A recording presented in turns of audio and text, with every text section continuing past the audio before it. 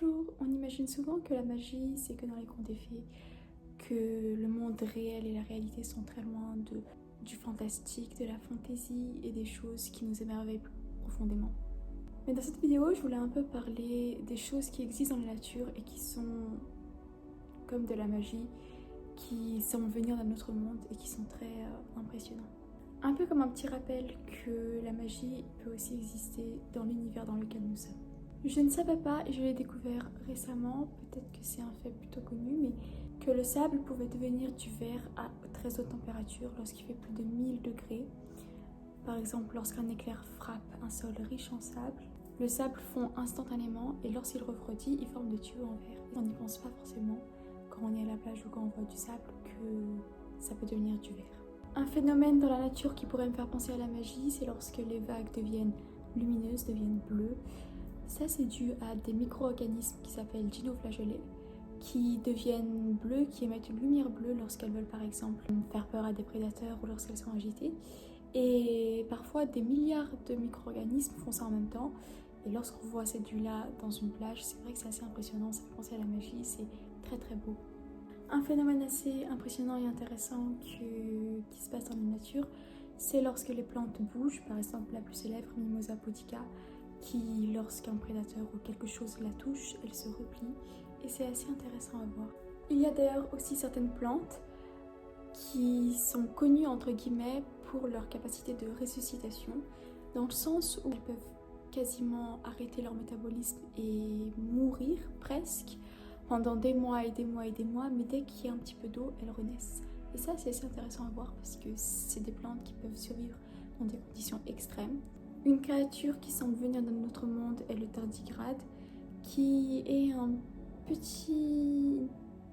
comme un tout petit insecte qui peut survivre à des températures extrêmes jusqu'à 150 degrés ou alors à des températures proches de zéro, qui peut survivre dans le vide spatial, qui est très résistant et qui, lorsqu'il manque d'eau, il se sèche mais il rentre comme en dormance, il meurt pas, du moins pas facilement, et lorsque l'eau revient, tout reprend normalement.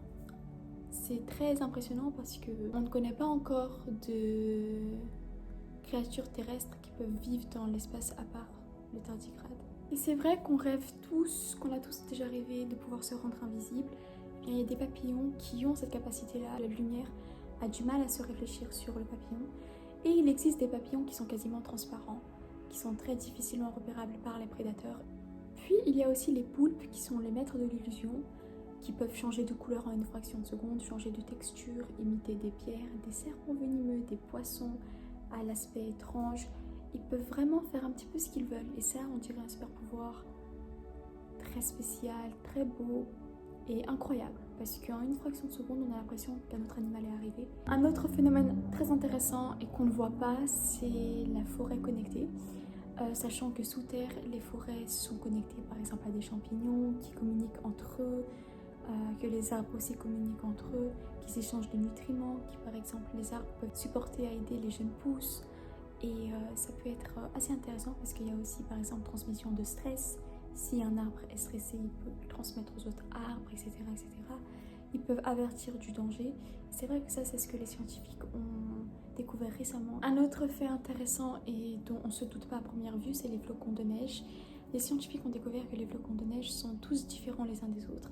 Et ça, c'est assez intéressant parce qu'on ne dirait pas de l'extérieur, mais chaque flocon de neige a sa propre humidité, sa propre température et est composé de manière unique.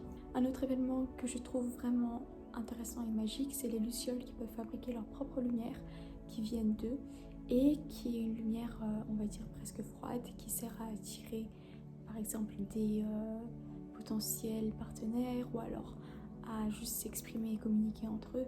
Et c'est un des seuls insectes qui font leur propre lumière.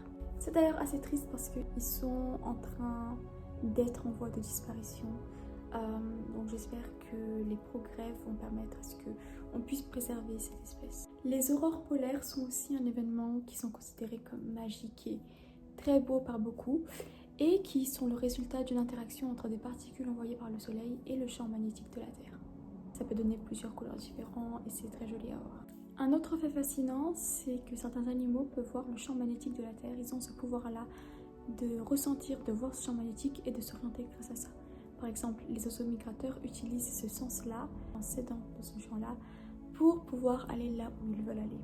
Les tortues marines, par exemple, reviennent à la plage où elles sont nées lorsque elles doivent à leur tour pondre et arrivent à s'orienter grâce à ce champ magnétique terrestre, peu importe à quel point elles étaient par exemple loin. Un autre fait magique et fascinant, c'est le fait que les lézards, par exemple, peuvent repousser leur propre queue. Ils peuvent se débarrasser de leur queue pour distraire par exemple un prédateur et régénérer une autre queue assez rapidement. Certaines grenouilles ont la capacité de geler sans mourir, c'est-à-dire que lorsqu'il fait très très froid, ils sont comme en dormance aussi, mais ils sont complètement gelés. On a souvent l'impression qu'elles sont complètement mortes, mais lorsqu'il commence à faire le beau temps, elles dégèlent et elles reprennent leur vie comme si de rien n'était. Un autre fait qu'on a peut-être banalisé, mais qui n'est pas moins fascinant, c'est le fait qu'on regarde dans le passé quand on regarde vers le ciel. Par exemple, on sait que le soleil, la lumière du soleil, prend 8 minutes à venir. Donc quand on voit le soleil, on le voit comme il était il y a 8 minutes. Mais pour les étoiles, ça peut être beaucoup plus longtemps, ça peut être des dizaines, des centaines, voire des milliers d'années. Peut-être que l'étoile qu'on regarde est déjà morte, mais que sa lumière n'a pas encore eu le temps de venir jusqu'à nous. Mais c'est assez fascinant de voir qu'on regarde toujours vers un passé et non vers comment les choses sont maintenant. D'ailleurs, si une civilisation très loin regardait la Terre, ça se peut qu'ils verraient les dinosaures à l'heure actuelle parce que c'est la lumière des dinosaures qui aura eu le temps d'atteindre cette civilisation lointaine. Un autre fait scientifique incroyable, c'est l'ADN qui est quasiment immortel. Les scientifiques peuvent extraire de l'ADN d'une créature qui est morte il y a des milliers, voire des millions d'années, et ils peuvent quand même extraire des informations sur cette créature-là, parce qu'il y a l'ADN. Un autre fait incroyable, c'est l'eau qu'on boit, l'eau dont on se sert tous les jours. La planète, elle recycle tout le temps de l'eau, elle renouvelle en permanence l'eau. Et l'eau qu'on boit, l'eau qu'on a, elle est plus vieille que l'époque des dinosaures. Elle est là depuis très très très longtemps et c'est possible qu'on boit de l'eau qui a déjà par exemple traversé un dinosaure. Un autre fait, c'est le fait qu'on soit fait de poussière d'étoiles. Des éléments comme le calcium, le fer, ce sont des éléments qui sont présents et qui sont faits au cœur des étoiles. Et lorsque l'étoile explose, ces éléments-là se dispersent dans l'univers et peuvent même devenir de la vie. Un autre fait, c'est par exemple le fait que certains arbres vivent très très très longtemps, des milliers d'années par exemple, ils vivent plus longtemps que certaines civilisations. Si vous voulez, pour eux, un jour, c'est comme si c'était 100 ans. Voilà, la vidéo est terminée sur les choses magiques qu'il peut y avoir dans l'univers. J'espère que vous a plu, n'hésitez pas à me dire ce que vous en pensez et à bientôt.